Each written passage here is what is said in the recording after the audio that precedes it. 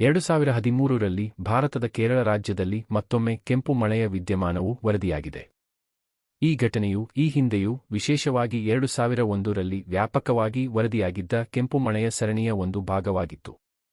ಆದಾಗ್ಯೂ 2013ರ ಕೆಂಪು ಮಳೆಗೆ ಸಂಬಂಧಿಸಿದಂತೆ ನಿರ್ದಿಷ್ಟ ದಿನಾಂಕಗಳು, ನಿಖರವಾದ ಸ್ಥಳಗಳು ಮತ್ತು ವೈಜ್ಞಾನಿಕ ವಿಶ್ಲೇಷಣೆಯ ವಿವರವಾದ ವರದಿಗಳು ಸೀಮಿತವಾಗಿವೆ. ಕೇರಳದಲ್ಲಿ ಕೆಂಪು ಮಳೆಯು ಹೊಸ ವಿದ್ಯಮಾನವೇನಲ್ಲ. 1896ರಿಂದಲೂ ಇಂತಹ ಘಟನೆಗಳು ವರದಿಯಾಗುತ್ತಲೇ ಇವೆ. 2001ರಲ್ಲಿ ನಡೆದ ಕೆಂಪು ಮಳೆಯ ಘಟನೆಯು ಅತ್ಯಂತ ಪ್ರಸಿದ್ಧವಾಗಿದ್ದು ವಿಜ್ಞಾನಿಗಳ ವ್ಯಾಪಕ ಅಧ್ಯಯನಕ್ಕೆ ಕಾರಣವಾಗಿತ್ತು.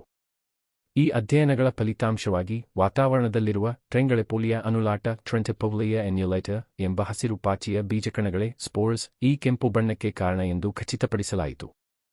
ಈ ಪಾಚಿಗಳು ತಮ್ಮ ಜೀವನಚಕ್ರದ ಒಂದು ಹಂತದಲ್ಲಿ ಕೆಂಪು ಬಣ್ಣದ ಬೀಜಕಣಗಳನ್ನು ಉತ್ಪತ್ತಿ ಮಾಡುತ್ತವೆ ಮತ್ತು ಇವು ವಾತಾವರಣದಲ್ಲಿ ಸೇರಿಕೊಂಡು ಮಳೆಹನಿಗಳೊಂದಿಗೆ ಭೂಮಿಗೆ ಬೀಳುತ್ತವೆ.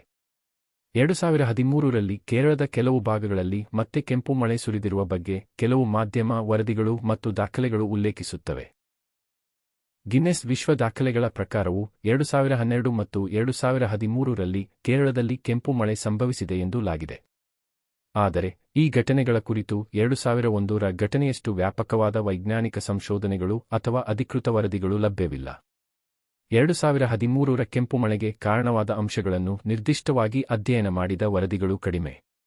ಆದಾಗ್ಯೂ ಹಿಂದಿನ ಘಟನೆಗಳ ಆಧಾರದ ಮೇಲೆ ಇದಕ್ಕೂ ಸಹ ಪಾಚಿ ಬೀಜಕಣಗಳೇ ಕಾರಣವಿರಬಹುದು ಎಂದು ಊಹಿಸಲಾಗಿದೆ. ವಾತಾವರಣದಲ್ಲಿನ ಬದಲಾವಣೆಗಳು, ಅಧಿಕ ತೇವಾಂಶ ಮತ್ತು ಇತರ ಪೂರಕ ಪರಿಸ್ಥಿತಿಗಳು ಈ ಪಾಚಿಗಳ ಬೀಜಕಣಗಳು ಹೆಚ್ಚಿನ ಪ್ರಮಾಣದಲ್ಲಿ ಉತ್ಪತ್ತಿಯಾಗಿ ಗಾಳಿಯಲ್ಲಿ ಸೇರಿಕೊಳ್ಳಲು ಕಾರಣವಾಗುತ್ತವೆ. ಕೆಂಪು ಮಳೆಯ ಬಗ್ಗೆ ಹಲವು ವಾದಗಳಿವೆ. ಕೆಲವರು ಇದನ್ನು ಉಲ್ಕಾಪಾತದ ಧೂಳಿನ ಪರಿಣಾಮ ಎಂದು ವಾದಿಸಿದರೆ, ಮತ್ತೆ ಕೆಲವರು ಇದು ಭೂಮ್ಯತೀತ ಜೀವಕೋಶಗಳಾಗಿರಬಹುದು ಎಂಬಂತಹ ವಿವಾದಾತ್ಮಕ ಸಿದ್ಧಾಂತಗಳನ್ನು ಮುಂದಿಟ್ಟಿದ್ದರು. ಆದರೆ ವೈಜ್ಞಾನಿಕ ಸಮುದಾಯವು ಈ ವಾದಗಳನ್ನು ತಿರಸ್ಕರಿಸಿದ್ದು ಪಾಚಿ ಬೀಜಕಣಗಳ ಸಿದ್ಧಾಂತವನ್ನೇ ಹೆಚ್ಚು ವಿಶ್ವಾಸಾರ್ಹವೆಂದು ಪರಿಗಣಿಸಿದೆ. ಒಟ್ಟಾರೆಯಾಗಿ 2013ರಲ್ಲಿ ಕೇರಳದಲ್ಲಿ ಕೆಂಪು ಮಳೆ ಸುರಿದಿರುವುದು ದೃಢಪಟ್ಟಿದ್ದರೂ ಅದರ ಕುರಿತಾದ ವಿವರವಾದ ವೈಜ್ಞಾನಿಕ ಮತ್ತು ಅಧಿಕೃತ ದಾಖಲೆಗಳ ಕೊರತೆಯಿದೆ. ಇದು ಕೇರಳದ ವಿಶಿಷ್ಟ ವಾತಾವರಣದಲ್ಲಿ ಸಂಭವಿಸುವ ಒಂದು ಪುನರಾವರ್ತಿತ ನೈಸರ್ಗಿಕ ವಿದ್ಯಮಾನವಾಗಿದೆ.